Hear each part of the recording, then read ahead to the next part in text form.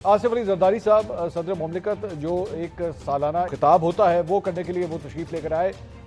मुश्तरका parliament का इजलास था और इसमें जो स्पीकर हैं कौमी असम्बली के सरदार एजाज सादिक और चेयरमैन सेनेट यूसुफ रज़ा गिलानी साहब दोनों वहाँ पे मौजूद थे। पूरा ऐवान जो है वो खचाखच भरा हुआ था।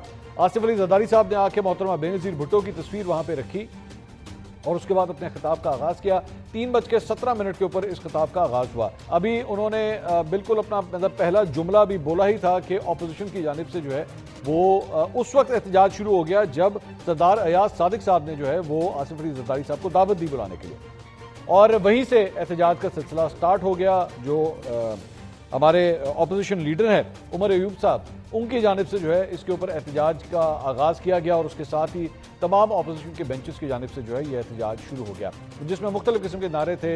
देखो देखो कौन आया, चोर आया, चोर आया, और तेरा यार मेरा यार, कैदी नंबर 804, मरियम के पापा चोर हैं, मरियम के पापा चोर हैं, और सीटियाँ बजाई गई, बाजे बजाए गए। कई अरकान जो थे वो अपनी सीटों के ऊपर वहाँ पर खड़े हो गए। इंटरेस्टिंग बात ये थी कि इस पूरे खिताब के दौरान पीटीवी ने एक भी शॉट जो है वो अपोजिशन का नहीं दिखाया। मतलब ये बाय स्ट्रैटेजी मेरे ख्याल में ये फैसला किया गया कि किसी सूरत एक भी शॉट जो है वो अपोजिशन के किसी रुकन का नहीं जाना चाहिए। तमाम जो पीटीवी की जानिब से लाइव फीड आ रही थी वो हुकूमती अरकान की आ रही थी।